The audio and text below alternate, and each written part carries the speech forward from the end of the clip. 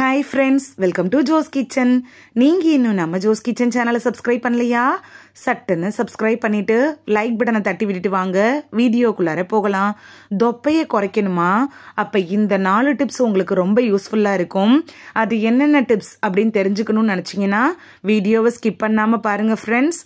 தொப்பையை நம்ம குறைக்கிறது அப்படிங்கிறது நமக்கு ஒரு பெரிய சவாலான விஷயமா தான் இருக்கும். அப்படி பிடிவாதமாக நம்ம தொப்பையில் இருக்கக்கூடிய கொழுப்பு இருக்குல்ல, அது ஒருவரோட தோற்றத்தை மட்டும் பாதிக்காதுங்க. அதனால கடுமையான உடல்நல பாதிப்புகள் கூட நமக்கு வந்துடும். அப்படிப்பட்ட தொப்பையை குறைக்கிறதுக்கு என்னென்ன செய்யணும் அப்படின்னு சட்டுன்னு பார்த்துட்டு வந்துடலாம் வாங்க. ஆரோக்கியமான காலை பழக்க வழக்கங்களை நம்ம கடைபிடிச்சிட்டோம்னாலே போதும், பிடிவாதமான கொழுப்புகளை எளிதில் குறைச்சிடலாம். மன அழுத்தம், அதாவது ஓவர் ஸ்ட்ரெஸ்ஸாக இருந்தீங்க அப்படின்னா வயிற்று பகுதியில் ஒரு குறிப்பிட்ட கொழுப்பு இருக்குல்ல, அதை அதிகரிக்க வழிவகுத்துரும். நீங்கள் தொப்பையோட கொழுப்பை குறைக்கணும் அப்படின்னு நினச்சிங்கன்னா மன அழுத்தமே உங்களுக்கு இருக்கக்கூடாது. ஒரு ஃப்ரீ பேர்டு போல் நீங்கள் இருக்கணும். மன அழுத்தத்தை குறைக்கிறதுக்கோ கட்டுப்படுத்துறதுக்கோ எந்த ஒரு மாத்திரை மருந்தாலையும் முடியாது.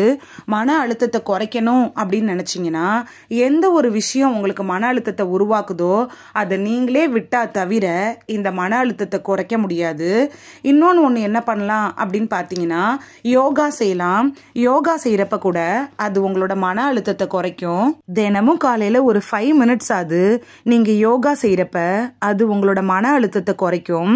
உங்களோட ஹார்மோனை சமநிலைப்படுத்தி உங்களோட ஆரோக்கியத்தை மேம்படுத்துறதுக்கும் தொப்பையில் இருக்கக்கூடிய கொழுப்பை கரைக்கிறதுக்கும் இந்த மன அழுத்தத்தை குறைக்கிறது அப்படிங்கிறது ரொம்ப முக்கியமான ஒன்றா இருக்குது. நல்ல தூக்கம் இருந்துச்சுனாலே உங்களோட எடையை கட்டுக்குள் வைக்கலாம். தொப்பையில் இருக்கக்கூடிய கொழுப்பையும் கரைக்க முடியும். நீங்கள் ஒழுங்காக தூங்காமல் கண்ட நேரத்துக்கும் தூங்குனீங்க அப்படின்னாலே தொப்பை போட ஆரம்பிக்கும். இது வயிற்று பகுதியில் கொழுப்பு அதிகமாக சேமிக்கிறதுக்கு வழிவகுத்துரும். பசியின்மையை கூட அதிகரிக்கிறதுக்கு தூக்கமின்மை ஒரு காரணம் அப்படின்னு சொல்லலாம். ஒரு நாளைக்கு 7லேருந்து 9 மணி நேரம் வரைக்கும் நல்லா ஆழ்ந்து தூங்கணும். அப்படி நம்ம தூங்கணும்னாலே நமது உடம்புல இருக்கக்கூடிய கலோரிகளை அதை எரிக்கும். கெட்ட கொழுப்பையும் அழிக்கிறதுனால தொப்பையும் நம்ம எளிமையாக 30 நாட்களில் குறைச்சிக்கலாம். உங்கள் தொப்பையில் இருக்கக்கூடிய கொழுப்பை கட்டுப்படுத்துறதுல காலை உணவு முக்கிய பங்கு வகிக்குது அப்படின்னு கூட சொல்லலாம். புரோட்டீன் ரிச் இருக்கக்கூடிய காலை உணவுகளை நம்ம சாப்பிட்டோன்னு வச்சுக்கோங்களேன், அது ரத்தத்தில் இருக்கக்கூடிய சர்க்கரையோட அளவை உறுதிப்படுத்தும். அதே நேரத்தில் நமக்கு சாப்பிட்ட திருப்தியை கூட அது கொடுத்துரும். இது நம்மளோட வளர்சிதை மாற்றத்தையும் அதிகரிக்குது. நாள் முழுக்க பசியை குறைக்கிறப்ப அதிக கலோரி இருக்கிற ஃபுட்டை நம்ம சாப்பிட மாட்டோம். அதே டைமில் அதிக கலோரியை எரிக்கணும் அப்படின்னு நினச்சிங்கனாலும் காலையில் ப்ரோட்டீன் ரிச் ஃபுட்களை எடுத்துக்கிறது நல்லது. ஃபார் எக்ஸாம்பிளுக்கு எடுத்துக்கிட்டோன்னா முட்டை, கேர்டு, புரத ஸ்மூத்தி இதெல்லாம் நீங்கள் காலை உணவை எடுத்துக்கிறப்ப உங்களோட தொப்பையை எளிதாக குறைச்சிடலாம். காலையில் எழுந்திரிச்சோன்னே ப்ரஷ் பண்ணிவிட்டு ஒரு கிளாஸ் தண்ணியை குடிச்சு அந்த நாளை தொடங்குனீங்கன்னா அந்த நாளே ரொம்ப ஃப்ரெஷ்ஷாக இருக்கும். காலையில் வெறுமனை தண்ணி குடித்தா உங்களுக்கு ஒமட்டுற மாதிரி இருந்துச்சு அப்படின்னா நீங்கள் லெமன் ஜூஸ் கூட காலையில் எடுத்துக்கலாம்.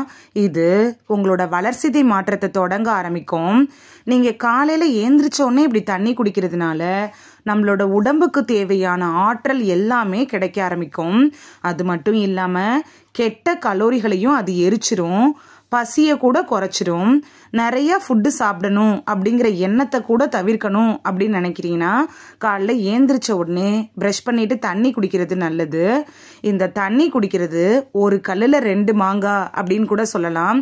ஏன்னா நம்மளோட உடம்ப ஹைட்ரேட்டாக வச்சுக்கவும், அதாவது உடம்ப நீரேற்றத்தோடு வச்சுக்கிறதுக்கும் நம்ம தொப்பையில் இருக்கக்கூடிய கொழுப்பை கரைக்கிறதுக்கும் 2 in 1 செயல்படுது.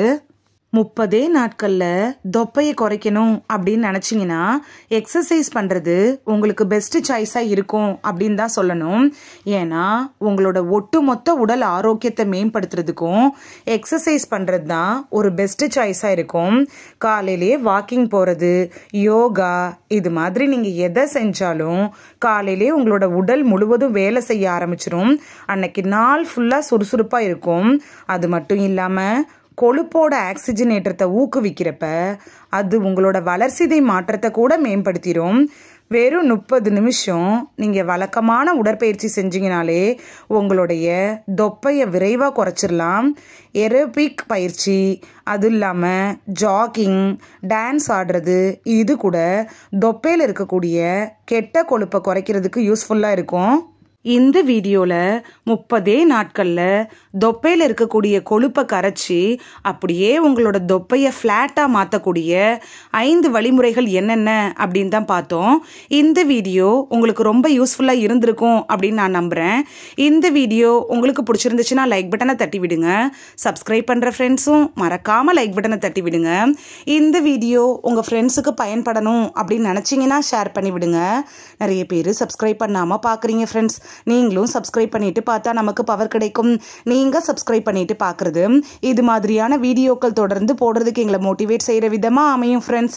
சப்ஸ்கிரைப் பண்ணுறதோட மட்டும் இல்லாமல் பக்கத்தில் இருக்க பெல் ஐக்கானை கிளிக் பண்ணி ஆளுங்கிற ஆப்ஷனை கிளிக் பண்ணி வச்சிட்டிங்கன்னா நாங்கள் வீடியோ போட்ட உடனே நோட்டிஃபிகேஷன் உங்கள் செல்ஃபோனை வந்தடையும். நாளைக்கு வேறொரு ஆரோக்கியமான பதிவில் சந்திக்கலாம். தேங்க்யூ, பாய்.